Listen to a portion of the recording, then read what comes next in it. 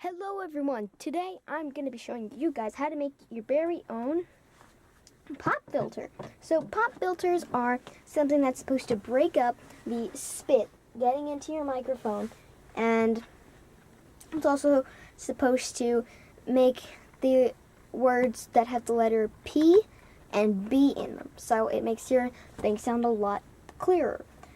So I went to my local craft store today and picked up a few supplies for this project. So basically what you're going to need is a embroidery hoop.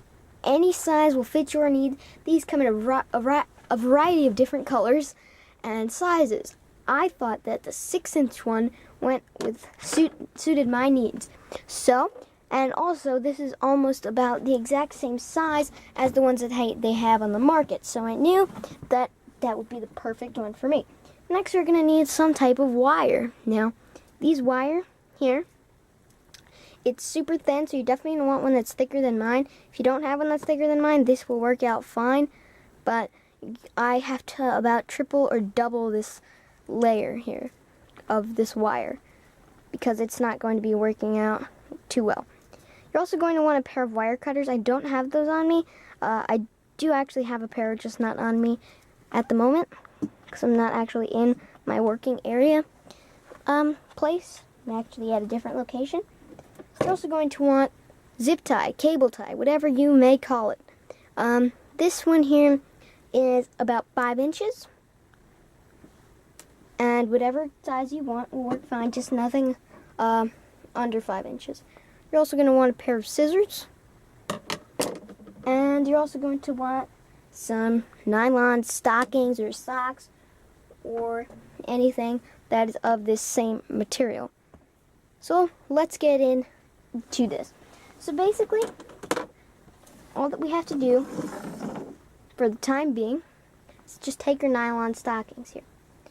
Basically, just find the toe piece of it and cut it off. So try and cut as little as you can because we want as much material of it as we can get. So simply just trim it off. So that now, basically what you should have is a tube of this nylon stocking. Oh, and so if it isn't stocking that has the both legs attached to each other, then trim it off at the top. But these were just regular big old knee-high socks. So now basically just stick your hand through it and just kind of stretch it out a little bit, stretch the material out, because it doesn't stretch super easily. So now basically just get 2 big pieces of this material and then just cut it straight down and get 2 big pieces. So I'll get right back to you. Okay, so now that we have our 2 big pieces, lay one out on the ground and then take another one and lay it right on top. Don't worry about any wrinkles or anything at the moment. And then just try and line them up as best as you can.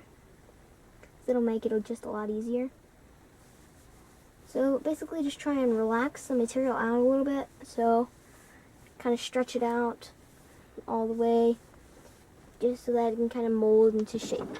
Now we're going to take our embroidery hoop or a punch needle hoop, whatever your craft store may call it. Mine calls it an embroidery hoop. Basically just take off the outer ring, and you can set the outer ring aside. Just make sure that you have this a little bit looser than it needs to be with this little screw here. So take your inner ring, place it right on top, or I normally like to go in between the two, so I put like one right over here. And this is why I said that these pieces need to be big. Mine are just a little bit too small, but we'll be able to stretch them out later on. And then I'm just going to place this other one here on top. Now, basically just place your outer ring onto it and tighten it up. I'm actually going to be cutting out another piece for the time being, and then I'll get right back to you. So, go ahead and just do that step right now. Simply, now what I have done is I have added a different type of material, which, well, actually a different type of sock and it's the same material but just a different color. So now don't worry about any wrinkles at the moment right now, as these would be stretched out in this step. Basically, stretch this out to where you can basically get it to all go out. As you can see, this is going to be a difficult process if you have a thick piece of material. So I just laid both pieces here on top of each other, like so, and then all I tried to basically do is add on the upper ring, and I suggest that before you stretch it out so that that won't happen again, simply screw this in, not a whole lot, but just a little bit. And now you can stretch this out so that this piece here won't pop off.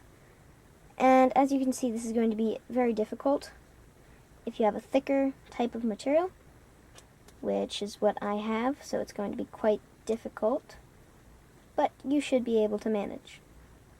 So I'm going to go ahead and do this, and I will be right back to you. Now, my mom did have some extra material of this thin black cloth, and she let me use it, so I actually decided to go with this one because it's a little bit easier to work with. So now, as you can see, I have a whole bunch of leftovers. This doesn't look very nice, does it? So we need to just flip it over onto its back, and then simply grab your scissors here, and then just cut all along the plastic. Be sure that you don't actually cut the plastic itself. If you do, you need to go buy a new one. And don't get too carried away with this, as this is going to be the back. So it's not going to be seen, in most cases anyway. So I'm going to go ahead and trim all of this down, and I will get right back to you. And there you go. Now, if you are comfortable with just holding your pop filter, you could stop here. Congratulations. But I think that we should be adding a little bit more to it, just to make it so that it can actually stand onto our actual microphone stand. Now, my microphone is not here at the moment, but I will have a clip at the end as soon as I do get the microphone. Well, actually, not a clip, but I will put a picture at the end of this video in about a couple weeks or so, as soon as the microphone, as soon as I go back and get the microphone. So, yeah. But basically what we're going to need for this is our wire and a pair of wire cutters. I'm going to go grab my wire cutters just for about 1 second for you guys, but it's going to be a little bit of time for me. Okay, so now that I've grabbed my wire cutters, I'm basically just going to take a large piece here of your wire and make sure it's very large so that we can have a lot of extra trim off, because it's always better to be safe than sorry. And also we're going to double up on my wire here because it's thinner, so I'm going to need a lot more. If you do have a thicker type of wire, you can go ahead and use that, but I'm going to have to double up. Take a lot here. Alright, so I think I should be good for about here. And now simply just take your wire cutter and then just cut. If you don't have a wire cutter, regular scissors should work fine.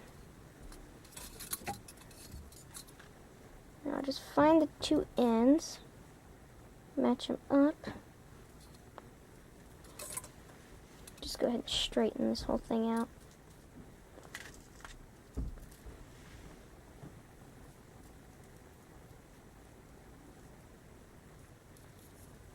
Okay, well, I'm going to go ahead and get this untangled, and I'm going to get right back to you. Now you basically want to take the end that has the two attached with each other, well, like the round part of it, and then simply just slide it straight through this little loop that should be there, and then wrap it around to let's say about 4 to 5 inches when you have this about there. And now basically then just wrap it around in here to as many times as you can get it to go. I'm going to go ahead and go to about here, and then simply just kind of make it to go into a square shape. Okay, so now after you've done that, basically just twirl around the wire so that you get a nice and sturdy piece. If you don't exactly like this look, you can just put a piece of split tube over this, which I'm not actually going to do that because I don't have the split tube on hand, but eventually I might, and I'm also going to be adding some stronger wire to this as soon as I get my hands on it. But yeah, so in order to keep this in its place, this is where our cable tie is going to come in. This one right here is about 4 to 5 inches. So now basically just stick it right through there. Right through its place. And then simply just kind of push down on it, and so that it goes over the wire as well. And then basically just get this to as tight as you possibly can. And zip ties, they should stay like that. They shouldn't be coming off. And now just kind of torque it up in there. Torque down was pretty hard.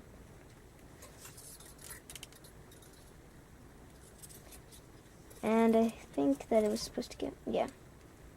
Alright, well, you can basically just go ahead and do that. My zip ties here, just a little bit different, so that's why I was having a little bit of trouble.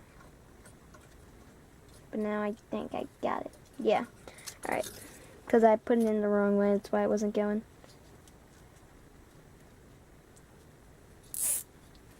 Yeah, alright. So now, if you just make sure that it's gonna stand there nice and tight, and make sure you don't get your fingers caught in these things, because these aren't very comfortable to get your fingers caught in there. Alright, so then, grab a pair of scissors, and just cut right up against the edge there, so that now it should stay on there pretty nice. So, there you have it. And now, all you have to do is wrap this here around your mic stand, and then you're all done. So that's how to make a pop filter, guys.